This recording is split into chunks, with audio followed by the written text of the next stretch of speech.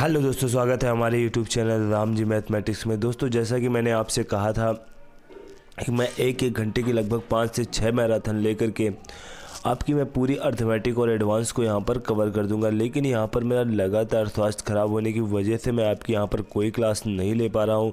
तो ये जो आज मैं आपकी क्लास दे रहा हूँ, ये सुपर 10 की क्लास दे रहा हूँ और इसके बाद मेरी शाम तक आज मेरी एक मैराथन और आ जाएगी और उसके बाद मेरी कल तक मैं आपको ऐसी क्लास लूँगा कि लगभग 2-3 मैराथन में एक दिन में ही दे दूँ। लगभग कल से परसों तक की आपकी मैं पूरी अर्थमेटिक और एडवांस दोनों कवर करा दूँगा, क्योंकि आज मैं ये सुपर 10 की क्लास ले रहा हूँ और शाम तक मेरी एक मैराथन और आ जाएगी और कल से परसों तक की मैं पूरी अर्थमेटिक और एडवांस, चाहे मुझे एक दिन में 3-4 क्लासेस क्यों नहीं मुझे लेनी पड़े, तो मैं पूरी तरीके से अर्थमेटिक और एडवांस आपकी मैं समाप्त कर दूँगा। तो आज मेरी ये सुपर 10 की क्लास है, क्योंकि यहाँ पर देखो सुपर 10 के माध्यम से आपकी डेली जो स्पीड है और वहाँ पर आपकी जो तैयारी में थोड़ा सा आप लोग जो लगातार कंटिन्यू क्वेश्चन को कर रहे हो, अगर नहीं करोगे तो फिर आपको काफ़ी प्रॉब्लम क्रिएट होगी, आपकी स्पीड भी स्लो हो जाएगी। इसीलिए मैं आपको अपनी सुपर 10 की ये क्लास दे रहा हूँ। तो आज की क्लास का मेरे यहाँ पर फर्स्ट क्वेश्चन जो स्क्रीन पर आपको दिखाई दे रहा है, यदि किसी संख्या के वर्ग से 20 की पावर 3 को घटाया जाए तो प्राप्त उत्तर 4321 होता है, तो वह कौन सी संख्या है। तो यहाँ पर देखो बिल्कुल बेसिक सा क्वेश्चन है, कुछ भी ऐसा नहीं है जो हमसे ना हो पाए। यहाँ पर नहीं कुछ समझ में आ रहा है, सीधा आप x मान लो और क्वेश्चन को उड़ा दो। जैसे कि यहाँ पर देखो दिया हुआ है, यदि किसी संख्या के वर्ग से, कोई संख्या है, मैंने उसका क्या माना, वर्ग किया, x माना, x का क्या किया, वर्ग किया, और उसमें 20 की पावर 3 को घटाया जाए, 20 की पावर 3 को घटाया जाए तो प्राप्त उत्तर कितना प्राप्त होता है, 4321 प्राप्त होता है, 4321 प्राप्त होता है। अब देखो इसे हम आसानी के साथ सॉल्व कर लेंगे। यहाँ पर कितना हो जाएगा, एक्स स्क्वायर हो जाएगा, 20 की पावर 3 करेंगे तो कितना आएगा, 8000 आ जाएगा, 8000 आ जाएगा, ये प्लस में चला जाएगा, उधर जाएगा और हमारा ये 4321 भी इसमें ऐड हो जाएगा। जब इसमें ऐड हो जाएगा तो X square is equal to कितना आ जाएगा, 8 4 12, 12321 हो जाएगा, 12321 हो जाएगा। अब यहाँ पर इसका आपको वर्गमूल निकालना पड़ेगा। वर्गमूल निकालने के लिए आपको क्या करना पड़ेगा, x इक्वल टू हो जाएगा अंडर रूट 12321, 12321 है। अब वर्गमूल निकालने के लिए आप डायरेक्ट यूनिट डिजिट में जा सकते हो, क्योंकि इसका जब वर्गमूल निकालोगे या तो लास्ट में 1 आएगा या तो लास्ट में कितना आएगा, 9 आएगा। ऑप्शन देखो यहाँ पर 9 वाला कोई ऑप्शन ही नहीं है, इसलिए 111 क्या हो जाएगा, option number A will be right answer हो जाएगा, option number A will be right answer हो जाएगा। उसके बाद देखो हमारा नेक्स्ट क्वेश्चन है। यहाँ पर देखो हमारा नेक्स्ट क्वेश्चन दिया हुआ है, यदि दुकानदार 18 वस्तुओं की खरीद पर 6 वस्तुएं निःशुल्क देता है तो कुल छूट प्रतिशत ज्ञात कीजिए। अब जब भी इस टाइप का क्वेश्चन आता है तो आपको यहाँ पर देखो क्या करना होगा। एक दुकानदार है 18 वस्तुओं की खरीद पर, अगर आप दुकानदार से 18 वस्तुएं खरीद रहे हो तो उस पर वह 6 वस्तुएं आपको निःशुल्क दे रहा है। तो जब भी इस टाइप का क्वेश्चन आए, जो वस्तुएं आपको निःशुल्क दे रहा है वही आपकी छूट हो जाएगी। वो 6 वस्तुएं निःशुल्क दे रहा है तो 6 वस्तुओं की छूट, तो ऊपर आप 6 लिखोगे और नीचे आप क्या लिखोगे, 18 + 6, 18 + 6 कितना, 24। क्योंकि देखो जो दुकानदार आप 18 वस्तुएं खरीद रहे हो और वो आपको 6 की छूट दे रहा है, 24 वस्तुएं दे रहा है, लेकिन दुकानदार तो जो 24 वस्तुएं लाया होगा उसको 24 वस्तुओं पर पूरे पर तो उसको पैसा लगाने पड़े होंगे। तो यानी कि जो क्रय मूल्य लेंगे वो हम 18 + 6 24 लेंगे, इनटू 100 कर देंगे। तो यहाँ पर देखो कितना आ जाएगा, 6 चौको 24, यहाँ पर आ जाएगा 25% विल बी राइट आंसर हो जाएगा। उसके बाद देखो हमारा नेक्स्ट क्वेश्चन है। यहाँ पर देखो जो हमारा नेक्स्ट क्वेश्चन दिया हुआ है, एक दुकानदार ने 2 मोबाइल प्रत्येक को 1995 रुपये में बेचा, उसे एक पर 5% का लाभ और दूसरे पर 5% की हानि होती है।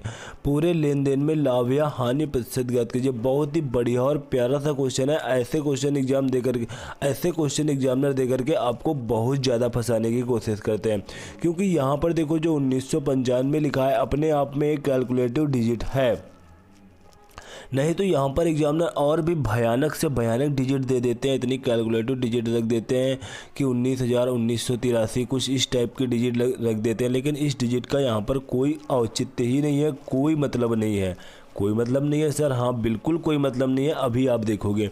एक दुकानदार ने 2 मोबाइल फ़ोन प्रत्येक को 1995 रुपये में बेचा। उससे एक पर 5% का लाभ। 5% का फ्रैक्शन वैल्यू कितना होता है? 1/20 होता है। 1/20 होता है, मतलब कि इसका सीधा सा मतलब ये रहा 20 से 21। कोई वस्तु है जो 20 की थी और एक के लाभ पर बिकी तो 21 की बिकी, और दूसरी पर 5% की हानि, 5% का फ्रैक्शन मान फिर से 1/20 होगा। तो 20 की थी और एक की हानि पर बिकी, मतलब कि 19 पर बिकी, मतलब कि 19 पर बिकी। तो लेन देन में लाभ या हानि प्रतिशत ज्ञात कीजिए। तो यहाँ पर पूरा आपकी ये दोनों इक्वेशन बन चुकी हैं, और यहाँ पर देखो क्या दिया हुआ है, प्रत्येक को 1995 रुपये में बेचा।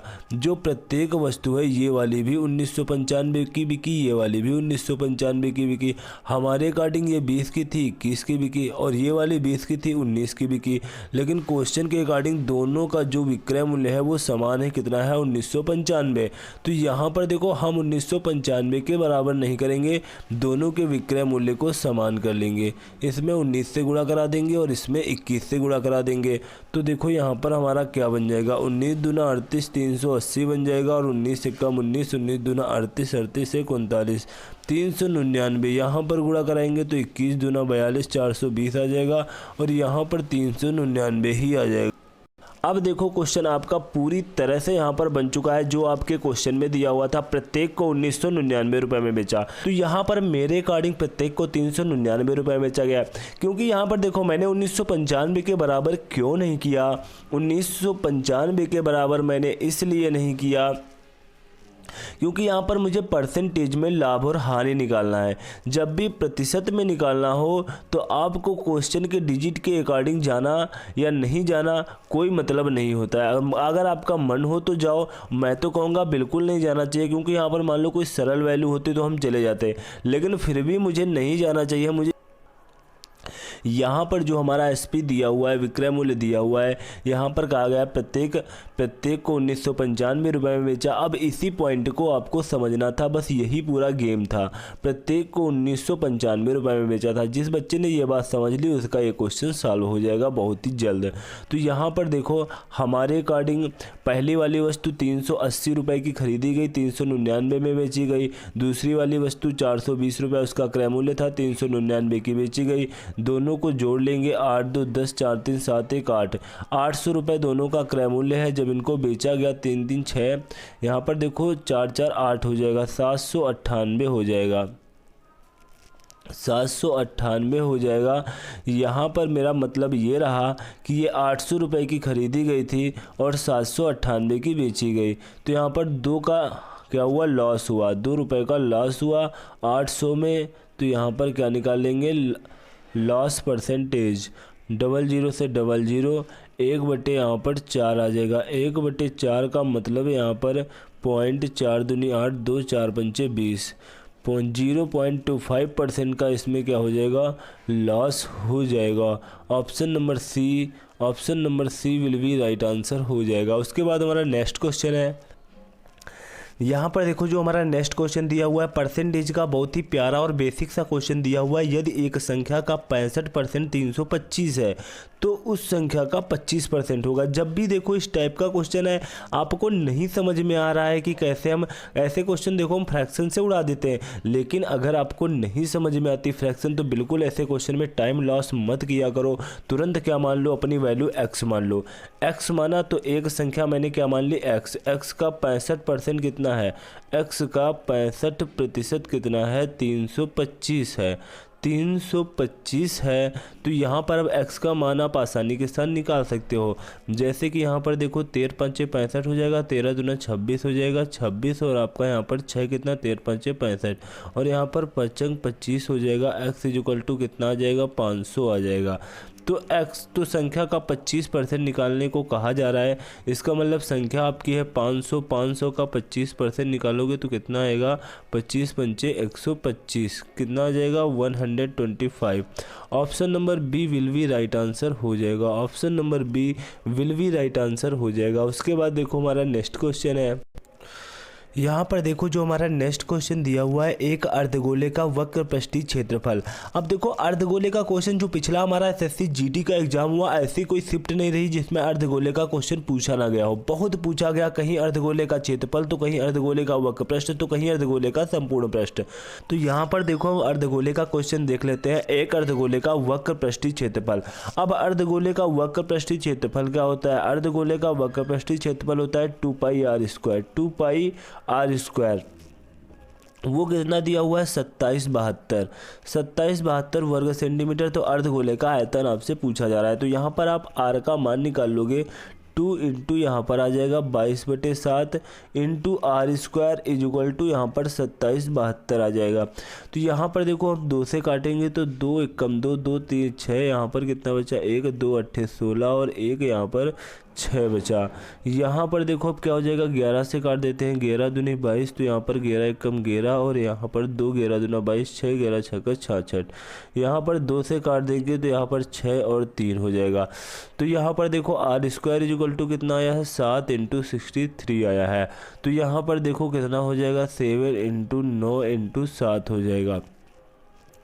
तो यहाँ पर देखो अब आसानी के साथ आप r का मान निकाल लोगे। r का मान यहाँ से 7 आया और यहाँ से 3 आया, तो यहाँ पर कितना आया? 21 आया। यहाँ पर कितना आया? 21 आया। तो ये हमारी क्या हो गई? त्रिज्या हो गई 21। अब यहाँ से आपसे गोले का आयतन निकालने को कहा जा रहा है। गोले का आयतन क्या होता है? 2/3πr³। 2/3πr³। तो 2/3 आपका ये हो जाएगा और पाई का मान 22/7 हो जाएगा। r का मान 21 मैंने ऑलरेडी निकाल रखा है। इसे सॉल्व कर लेंगे, 7 त्रिक 21 से 21 कैंसिल हुआ। यहाँ पर 22 दूना 44 हो जाएगा और यहाँ पर 21 का 21 से गुणा कराएंगे 441 हो जाएगा। 441 का हम 44 से गुणा करा देंगे। तो यहाँ पर देखो साइड में करा लेते हैं, 441 इंटू 44। तो यहाँ पर कितना, जब हम मल्टीप्लाई करा देंगे तो यहाँ पर 4 एकम 4, 4 चक्कू 16, 4 चक्कू 16 1 17 हो जाएगा। यहाँ पर देखो 4 6 7 1, यहाँ पर कितना आ जाएगा? नीचे ऐड कर देंगे। थोड़ा सा देखो क्वेश्चन को हम छोटा करते हैं। तो यहाँ पर देखो कितना आ जाएगा? 4 आ जाएगा, 6 4 10 आ जाएगा, 7 6 13 13 1 14 हो जाएगा, 7 1 8 1 9 हो जाएगा, 1 19 404 हो जाएगा। Option number C will be right answer हो जाएगा। Option number C will be right answer हो जाएगा। उसके बाद देखो हमारा नेक्स्ट क्वेश्चन है। उसके बाद यहाँ पर देखो जो हमारा नेक्स्ट क्वेश्चन दिया हुआ है, एक फल विक्रेता के पास कुछ सेब थे, वह 20% सेब बेचता है और अभी भी उसके पास 256 सेब बचते हैं। शुरुआत में उसके पास कितने सेब थे? बिल्कुल बेसिक सा क्वेश्चन है। जैसे एक हमारा कोई फल विक्रेता है, उसके पास कुछ सेब थे, वह 20% सेब बेच देता है। मैं वहाँ पर सीधा देखो 100 मान लेता हूँ, x मान करके भी आ जाएगा, आप 100 मान लो। माना कि 100 एप्पल उसके पास थे, उसने क्या किया? 20% बेच दिया। 20% बेच दिया तो उसके पास कितने बचे? 80 बचे। और हमारे अकॉर्डिंग देखो 80 बचे, क्वेश्चन के अकॉर्डिंग कितने बचे? 256 बचे। तो यहाँ पर 1 बराबर हो जाएगा 256 बटे यहाँ पर 80 के। शुरुआत में कितने सेब थे? तो 100 से मल्टीप्लाई करा देंगे। तो यहाँ पर देखो 0 से 0 कट जाएगा, 8 त्रिक 24 और यहाँ पर 1 8 दूनी 16, कितना हो जाएगा? 320 विल बी राइट आंसर हो जाएगा। Option number A will be right answer हो जाएगा। उसके बाद देखो हमारा नेक्स्ट क्वेश्चन है।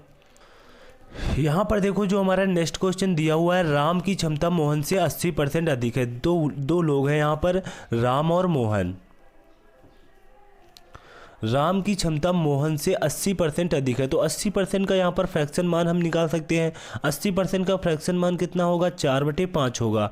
4/5 होगा। इसका मतलब अगर मोहन की क्षमता 5 है, 4/5 होगा, तो ये इनसे 4 अधिक है। तो इसका मतलब कितनी हो जाएगी? 9 हो जाएगी राम की क्षमता। अब देखो यदि मोहन एक कार्य को 54 दिनों में करते हैं, इसका मतलब मोहन की कैपेसिटी 5 है और मोहन उस कार्य को करने में 54 दिन लगा रहे हैं। तो यहाँ पर टोटल वर्क हमें पता चल गया। तो राम उस कार्य को कितने दिनों की कैपेसिटी से भाग दे देंगे? तो 9 6 54, 6 5 30 days. 30 days will be right answer हो जाएगा। दोस्तों अगर किसी भी क्वेश्चन में आपको किसी भी प्रकार का कोई डाउट हो तो आप निसंकोच नीचे कमेंट बॉक्स में छाप देना और बता देना कि सर मुझे ये क्वेश्चन समझ में नहीं आया। तो मेरी लगातार सीआरपीएफ एसआई हेड कांस्टेबल के लिए क्लासेज आ रही हैं, उनमें मैं सभी प्रकार के आपके डाउट को दूर करूँगा। उसके बाद हमारा नेक्स्ट क्वेश्चन है। तो आज की क्लास का हमारा ये लास्ट क्वेश्चन देखो दिया हुआ है, निम्नलिखित में से कौन सी संख्या 72 से विभाज्य है। तो यहाँ पर सबसे पहले देखो ऑप्शन, ऐसे क्वेश्चन को देखो बिल्कुल ऑप्शन से हम उड़ा देंगे। यहाँ पर जैसे हमारा पहला ऑप्शन दिया हुआ है, अब देखो 72 से विभाज्य है, 72 से विभाज्य होने का मतलब है वो संख्या हमारे 72 के मल्टीपल से भी विभाज्य होगी। 72 के मल्टीपल में बना लेता हूँ 8 और 9 से चेक कर लेता हूँ, ज़्यादा मुझे कुछ नहीं करने की आवश्यकता है। 8 और 9 से हम चेक कर लेंगे। तो 8 से विभाज्यता का नियम क्या होता है, जैसे कि 2 से विभाज्यता का नियम होता है, लास्ट का अंक 2 से विभाज्य है तो संख्या 2 से विभाज्य होगी। 4 से विभाज्यता का नियम होता है, लास्ट के 2 अंक 4 से विभाज्य है तो संख्या 4 से विभाज्य होगी। उसी प्रकार 8 से विभाज्यता का नियम होता है, लास्ट के 3 अंक 8 से विभाज्य है तो संख्या हमारी 8 से विभाज्य होगी। तो लास्ट के 3 अंक देखो हम चेक कर लेते हैं। 8 एकम 8 4, यहाँ पर कितना हो जाए 4, 8 6 48, ये तो विभाज्य है। 8 एकम 8 ये हमारी विभाज्य नहीं है। 8 एकम 8 1 बचा, यहाँ पर 8 एकम 8 3, ये भी विभाज्य नहीं है। तो एक तो ऑप्शन ये हो गया। और दूसरा देखो यहाँ पर 8 एकम 8 5 8 7 56, दूसरा ऑप्शन हमारा ये हो गया। 2 ऑप्शन हमारे यहाँ पर रॉन्ग हो चुके हैं। अब हमें इन्हीं 2 को चेक करना है। उसके बाद देखो यहाँ पर 1 मल्टीप्लाई हमारा 9 होता है, तो अब हम 9 से चेक कर लेंगे। 9 से विभाज्यता का नियम क्या होता है, संख्या के अंकों का योग अगर हमारा 9 से विभाज्य है तो संख्या 9 से विभाज्य होगी। तो संख्या के अंकों को योग को मैं देख लेता हूँ, तो ऑप्शनों को अब चेक करूंगा। जैसे कि 9 से विभाज्यता के लिए यहाँ पर इनके अंकों के योग को हम यहाँ पर देखो 9 से विभाज्यता का नियम क्या होता है, संख्या के अंकों का योग यदि 9 से विभाज्य है तो संख्या हमारी 9 से विभाज्य होगी। 3 2 5 7 5 12 12 2 14 14 4 18 1 19 19 2 21 21 8 29, तो ये हमारी विभाज्य नहीं है। तो ये ऑप्शन भी हमारा रॉन्ग हो गया। उसके बाद अब हमारा यही ऑप्शन बचा, चाहो तो हम ऐसे ही टिक कर सकते हैं, लेकिन एक बार आपके मन की सांत्वना के लिए मैं चेक करके दिखा दूँ। 2 2 4 1 5 5 1 6 6 2 8 1 9 9 3 12 12 6 18, तो option number D will be right answer हो जाएगा। तो दोस्तों आज की मेरी यह क्लास कैसी लगी नीचे कमेंट बॉक्स में अवश्य करके बता देना। दोस्तों अभी तक हमारे यूट्यूब चैनल रामजी मैथमेटिक्स को सब्सक्राइब नहीं किया, सब्सक्राइब कर लेना, बेल आइकन पे ऑल पे जाकर प्रेस करना, इससे किसी भी प्रकार की कोई नई वीडियो अपलोड करो और उसकी नोटिफिकेशन आपको सबसे पहले मिल सके। Thanks to all of you.